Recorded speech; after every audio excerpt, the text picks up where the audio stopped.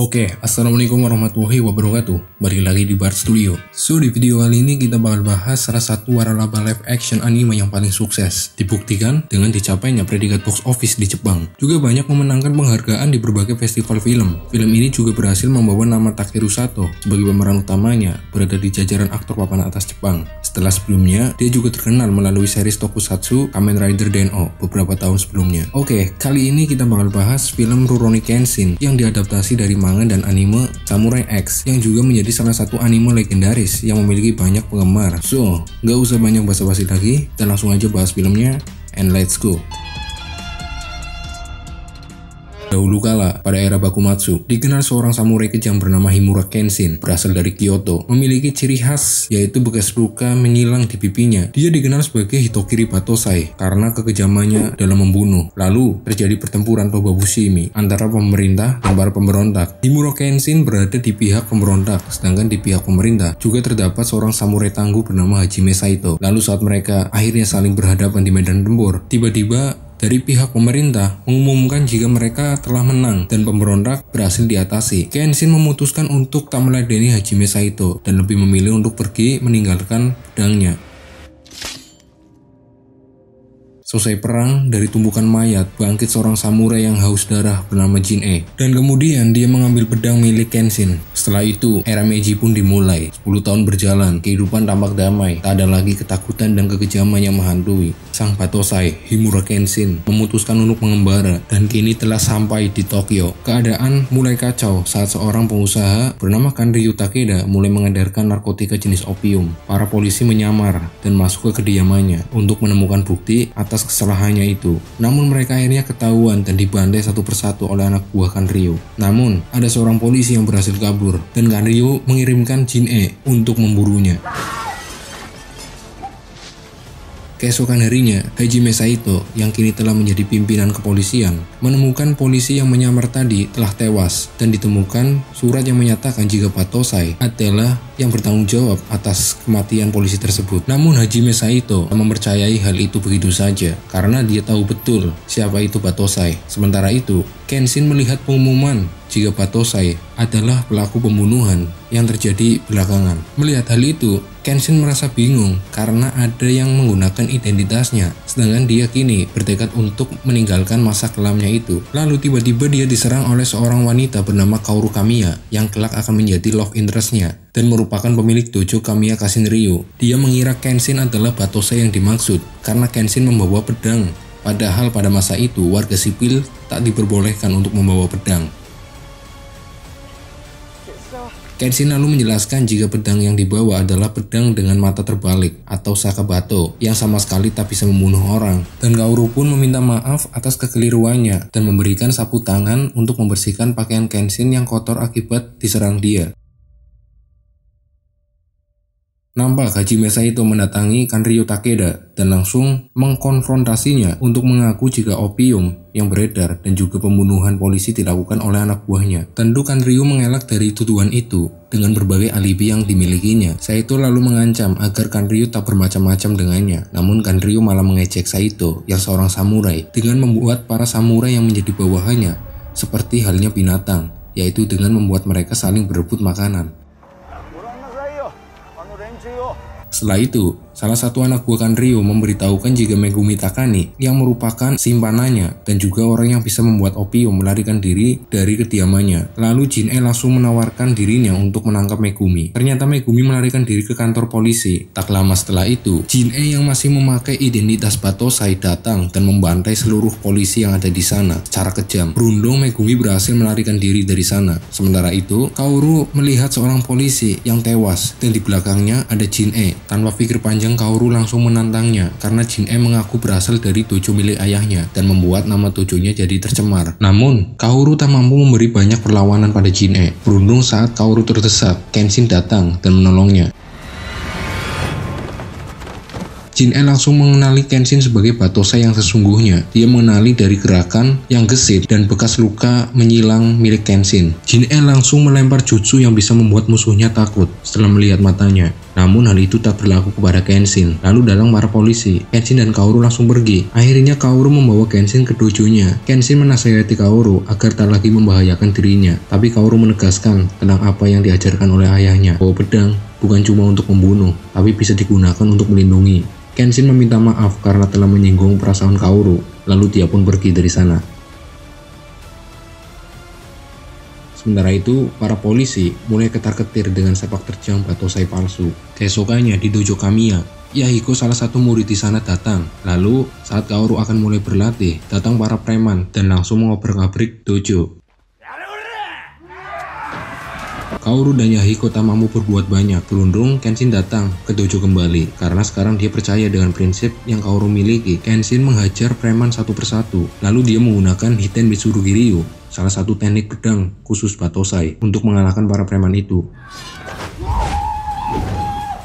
Kaoru juga akhirnya mengetahui jika dia adalah Himura Batosai yang asli. Mendengar keributan yang terjadi, para polisi dan para tetangga langsung menghampiri dojo Kaoru. Polisi langsung membawa para preman dan juga Kenshin karena Kenshin melanggar aturan dengan membawa sebuah pedang. Sebelum Kenshin dibawa polisi, Kaoru menanyakan namanya. Kenshin pun mengenalkan namanya sebagai Himura Kenshin.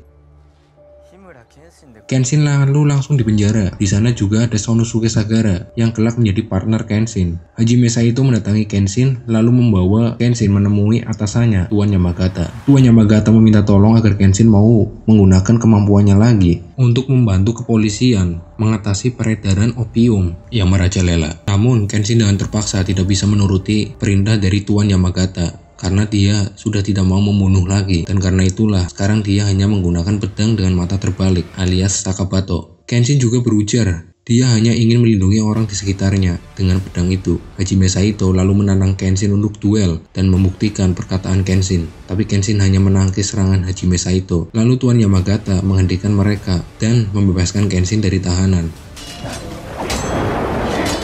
Lalu terlihat Megumi yang tengah dalam pelarian. Dia sampai di dojo milik Kaoru. Yahiko yang melihatnya langsung menolong Megumi. Sedangkan Kaoru ternyata telah menyambut Kenshin yang keluar dari penjara. Kenshin berusaha menghindari Kaoru karena dia adalah si pembandai itu. Namun Kaoru percaya jika Kenshin telah berubah dan meyakinkan Kenshin untuk mau ikut dengannya. Kenshin pun tersentuh dan akhirnya dia mau ikut dengan Kaoru. Di dojo, Kenshin berkenalan dengan Yahiko. Lalu Kaoru dan Kenshin dikejutkan oleh kemunculan Megumi Takani. Lalu Kaoru juga memberikan baju untuk Kenshin milik mendiang ayahnya yang akan menjadi baju paling ikonik yang dipakai Kenshin, apalagi pada versi animenya.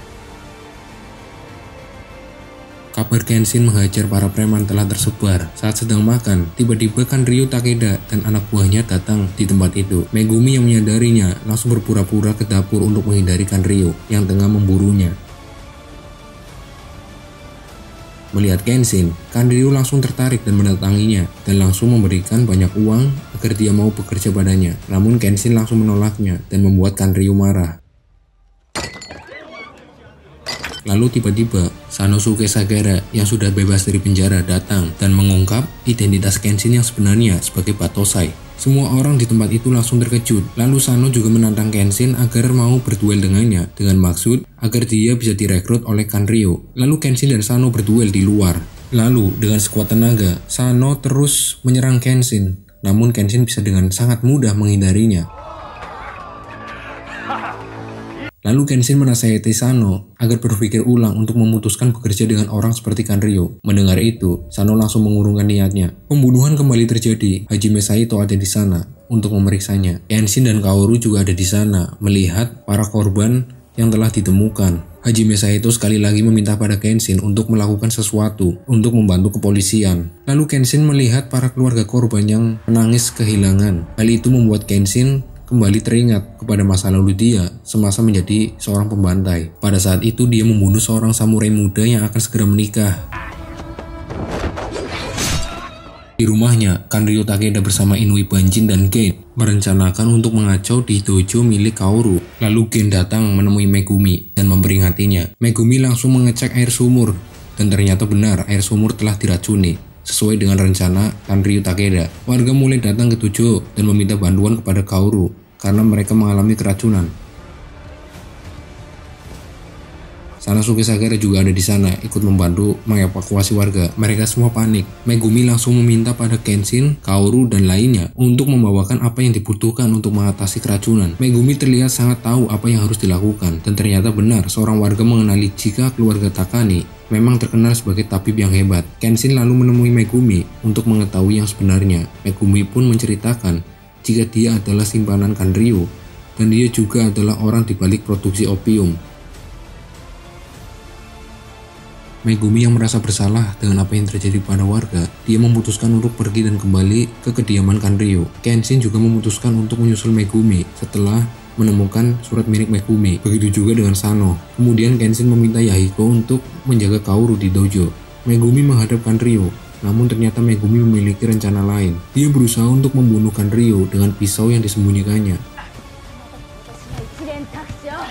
Namun, karena di sana banyak anak buah Kanryo, rencana Megumi gagal dan malah membuat dia tertangkap. Jin-e kemudian menyadari jika Sano dan Kenshin telah sampai. Kenshin dan Sano langsung dihadang oleh ratusan samurai anak buah Kanryo. Kenshin bisa mengatasi satu persatu anak buah Kanryo, begitu juga dengan Sano.